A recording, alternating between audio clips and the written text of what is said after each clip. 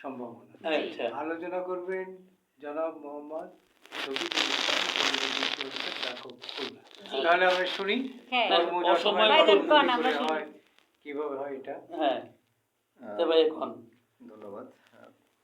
আমরা জানি যে তরমুজ আমাদের দেশের জন্য খুবই একটি জনপ্রিয় ফল, এবং তার সাথে সাথে এটা একটা রসালো ফল। আমাদের বিশেষ করে গরমের সময় আমাদের কিন্তু তৃষ্ণা মেটাতে আমরা তরমুজকে সবাই মোটামুটি ব্যবহার করি।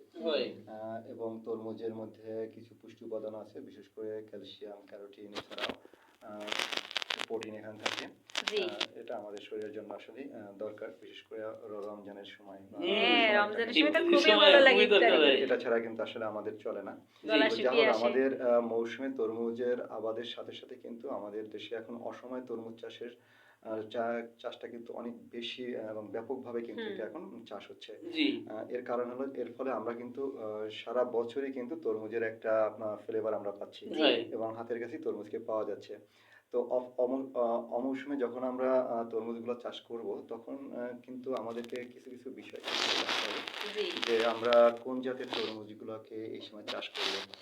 আমাদের সিজনে যে তরমুজগুলো হয় তার সবগুলোই কিন্তু আবার অসময় হবে না। তো সে আকারে আবার সেজন্য আমাদের জাতকে সিলেকশন করা কিন্তু একটু দরকার। তো আমাদের যে জাতগুলো এখানে হয়, বিশেষ করে অফ সিজন তরমুজগুলো কিন্তু একটু ছোট হয়, বেশি বড় হয় না, একটু ছোট হয়, 2.5 থেকে 3 কেজি বা 4 কেজি এরকম হয়। আবার কিছু কিছু জাত আছে যেগুলা আমাদের সিজনাল তরমুজের মতো মোটামুটি অনেক বড় হয়, বিশেষ করে এশিয়ান 2 যে জাতটা আছে সেটা কিন্তু অনেক বড় হয়, প্রায় 10-12 কেজি এরকম কিন্তু হয়। তো নর্মালি যে জাতগুলো এই সময় পাওয়া যায় তার কিন্তু ভিন্ন বৈচিত্র্য আছে, বিশেষ করে কিছু কিছু তরমুজ আছে যেগুলো কিন্তু দেখা যাচ্ছে যে হলুদ তরমুজ এক সময় ভালো লাগে, খেতে একেবারে হলুদ হয়ে যায়। আবার বাইরে সবুজ থাকে, ভিতরে হলুদ থাকে, আবার বাইরে কালো, ভিতরে লাল থাকে, এরকম বিভিন্ন টাইপের। এটা কিন্তু মানুষের রুচিরও কিন্তু একটু পরিবর্তন ঘটায়। আবার ডিজাইন করা থাকে, একটু বাঙালির মতো আছে, বিভিন্ন তরমুজ কিন্তু আমরা এই অসময়ে কিন্তু পেয়ে থাকি। তো অসময়ে তরমুজ চাষ করতে গেলে আমাদের যে বিষয়টা সবসময় মাথায় রাখতে হবে, যে আমরা যে জায়গাটা চাষ করতেছি সেটা কিন্তু অবশ্যই আমাদেরকে একটু বেড আকারে তৈরি করতে হবে। যদি আমরা এই সময় বেড আকারে তৈরি না করি, তাহলে যেহেতু এই সময় বৃষ্টি হয়, ভারী বর্ষণে কিন্তু গাছগুলো মরে যেতে পারে, গাছের গোড়ায় পানি জমে গেলেও কিন্তু এটা মরে যেতে পারে। অবশ্যই সুনিশ্চিত বেলে দেওয়ার মাটিতে আমরা বেড আকার এটা বেড করে 2 বেডের মাঝখান দিয়ে আমরা একটা নালা আকারে রাখবো। 2 বেডের মাঝখান থেকে আমরা এক নালা আকারে করব। আমরা একটা বেডে কিন্তু 2 সাইডই চাষটা করতে পারি। 50 থেকে 60 সেন্টিমিটার দূরে দুইটা বেডের সাইজ করে তারপর আমরা কিন্তু এটা করতে পারি। এবং 2টা বেডের মাঝখানে কিন্তু আবার আমরা একটু মাচা দিব, যেহেতু এটা মাটিতে বাউনি দেওয়ার জন্য, এটা যেহেতু মাটিতে হবে না, সেই জন্য আমাদেরকে এখানে একটু বাউনি দিতে হবে। তাহলে হবে কি, অতিরিক্ত বর্ষণে কিন্তু গাছের কোনো ক্ষতিটা হচ্ছে না। সবচেয়ে ভালো হয় বর্তমানে যে প্র্যাকটিসটা খুব বেশি জনপ্রিয় হচ্ছে আমাদের অফিসান তরমুজের ক্ষেত্রে, সেটা হলো পলিমালচিং এর উপরে করা। পলিথিন পলিশিট যেটা আমরা ইউজ করি, এটা আমি দেখেছি ভাইয়া, ওই মাটির উপর দিয়ে ওই পলিথিন লাসা, যেখানে গাছ ওখানে ফুটো করা, ওখানে ছিদ্র করা, ও থেকে আগাছাও হয় না। না, এটার অনেকগুলো সুবিধা আছে। তার ভিতরে সবচেয়ে বড় যে অ্যাডভান্টেজ সেটা হলো যে আমাদের অতিরিক্ত বর্ষায় কিন্তু এটা ক্ষতিগ্রস্ত হবে না। ইভেন আমাদের ওখানে কোনো আগাছা কিন্তু হবে না। এবং অনেক পোকামাকড় আছে যেগুলো আগাছার মধ্যে বসবাস করে, এটাও কিন্তু এখানে খুব কম হচ্ছে, ক্ষতি করতে পারতেছে না। আবার আমরা যদি একবার সার প্রয়োগ করি, যেহেতু ওটা বাতাসের সংস্পর্শে কম আসে সারটা, সেক্ষেত্রে সারটা কিন্তু লস হওয়ার সম্ভাবনা কিন্তু অনেক কমে যাচ্ছে। তো এইসব সবসময় একটু জো থাকে। এবং দেখবেন যেহেতু অক্সিজেন তরমুজটা আমরা বর্ষাকালের দিকে মোটামুটি করা হয়, মার্চ এপ্রিলের পরে এটা লাগানো হয়, ওই সময় কিন্তু প্রচুর বৃষ্টি হয়। তো বৃষ্টি হলে কিন্তু তরমুজ টিকানো যাবে না। তো আমরা যাদেরকে অক্সিজেন তরমুজের কথা বলবো, তারা অবশ্যই ঘেরের পাড়ে কিন্তু করতে হবে, অথবা প্লেন ল্যান্ডে করলেও উঁচু বেড তৈরি করে করতে হবে, যাতে বর্ষার হাত থেকে আমরা রক্ষা করতে পারি। তবে পলিমাল যদি আমরা ব্যবহার করি, সেক্ষেত্রে কিন্তু আমরা অনেকটাই নিরাপদ এক্ষেত্রে থাকবো। তো এটা হলো একটা গুরুত্বপূর্ণ বিষয়। আর তরমুজ চাষ করতে গেলে আমাদেরকে কয়েকটা বিষয় একটু খেয়াল রাখতে হবে, যে এখানে বিভিন্ন ধরনের রোগ পোকামাকড়ের আক্রমণটা কিন্তু হয়, সেটার ক্ষেত্রে একটু যত্নশীল হতে হবে। আবার যখন ফলগুলো ধরে, যেহেতু এটা আমরা মাচাতে করতেছি, যেহেতু ফলের ওজন অনেক বেশি হয়, অনেক সময় এটা গাছের জন্য একটু কষ্টকর হয়ে পড়ে, সেক্ষেত্রে আমরা কিন্তু এই ফলগুলোকে আমরা একটু ওই যে ব্যাগ দিয়ে অথবা ব্যাগিং করতে পারি এবং ঝুলিয়ে রাখতে পারি।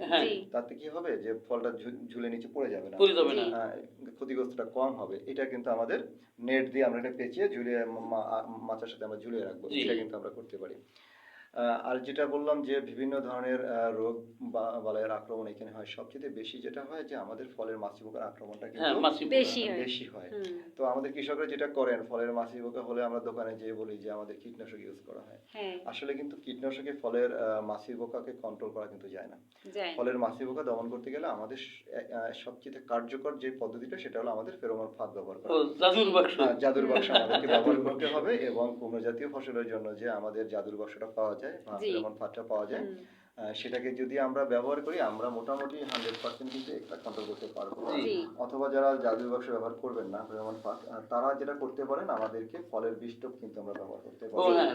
বীজটকটা ব্যবহার করতে পারি, যে পাকা ফলকে একটু ভালো করে থেতলো করে ওর ভিতরে কীটনাশক দিয়ে আমরা যদি ঝুলিয়ে রাখি, তাহলে কিন্তু ওখানে পোকা বসে ক্ষতি করতে পারবে না, পোকা মারা যাবে ওখানে বসে।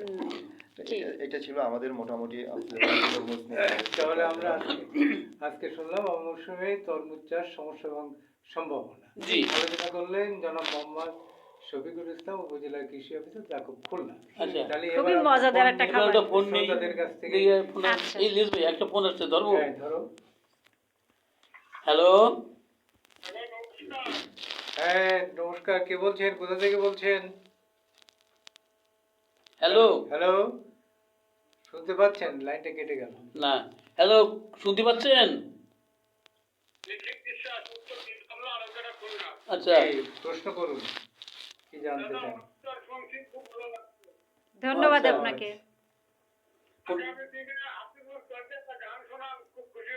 আচ্ছা, আগামীতে শোনাবো। হ্যাঁ, ফোন করার জন্য আপনাকে ধন্যবাদ দাদা। আপনার তো কোনো প্রশ্ন নেই না? আচ্ছা, তাহলে ফোন করার জন্য আপনাকে অনেক অনেক ধন্যবাদ। ভালো থাকেন। আগামী অনুষ্ঠানে শোনাবো। হ্যাঁ, আগামী অনুষ্ঠানে গান শুনিয়ে দিতে পারে আসিবু। আচ্ছা, ওটা তোমার গান শুনতে চাচ্ছে, তাই শোনাবা তো? হ্যাঁ হ্যাঁ, তো তারা যখন চাচ্ছে শুনতে, তুমি একটু শোনাবা। আচ্ছা, ঠিক ভালো গান শোনাবা। তাহলে আমরা কিসের আলোচনা শুনলাম আজকে? কদি দারুণ, নারকেল এবং তরমুজ, দুটোই সুন্দর ফল। নারকেল তো খুব দামি এখন, সবকিছুতে নারকেল লাগে। বাবা, হ্যাঁ, নারকেলের দুধ, তারপরে এদিকে এই সময় রসের পায়েস রান্না করতে গেলে নারকেল লাগে। আর এই যে ভাইয়া সবজি ভাইয়া অসময় তরমুজ, দেখলেও তো মন ভরে যায়। একটা ফোন। হ্যালো, হ্যাঁ, শুভ সন্ধ্যা। জি, প্রশ্ন করুন। আচ্ছা, ডুমুরিয়া থেকে পলাশ সরকার। দাদা প্রশ্ন করেন।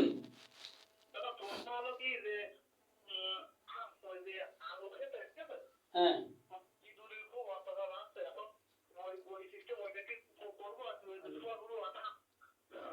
আরে আপনি শোনেন, আমি তো কই, আমি করেছি, আমাকে খেতে ওই জ্যান্ত ইঁদুরটা ধরে ওর মলদার সুগার গুলো দিয়ে আটকে দেন, ওর মাথা খারাপ হয়ে যাবে, এলাকার ইঁদুর কামড়াইয়ে সব গ্রাম সারা করবে। হ্যাঁ,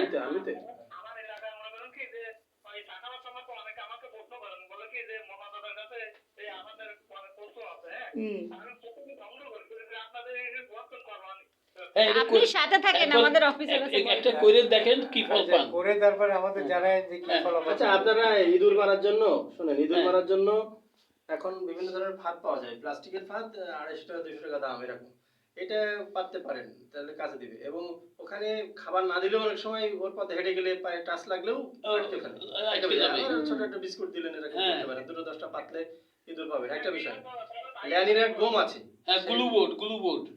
হ্যাঁ, একটা হলো ফাঁদ, একটা হলো বোর্ডের কথা বললেন, একটা হলো ল্যানিরেট গম, ওই যে সিনজেন্টার বা অন্য কোম্পানির জিঙ্ক ফসফাইড টাইপের ওই নিদনাশক দিয়ে বানায়, তো ওটা ইউজ করতে পারেন। আরেকটা হলো যে ওদেরও কিছু খেতে টেতে দেন, দেখবেন যে ওরা কন্ট্রোলে থাকে আর কি। সেজন্য আমাদের এক কৃষক ভাই বলেছিল যে এই পাতখোলা আর কি, পাতখোলায় পাতো দিছে তো নষ্ট করে, তো বলছে আমি কিছু ধান আর চাল একটু একটু দিয়ে রাখছে পাশে খাবার, তার পাতর কোনো নষ্ট করে নির্দিষ্ট জায়গার খাবার খেয়ে চলে গেছে খুশি।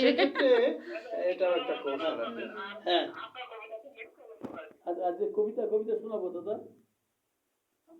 আর ক্ষেতের মধ্যে মনে হয় আপনার একটু আরাম মতো বেঁধে পাখিটাকে বসলে রাতে ধরে আপনাকে না, অনেকে কত রকম চেষ্টা করে, কত বেকায়দা শেয়ানা ইঁদুর আরেকটা ফোন।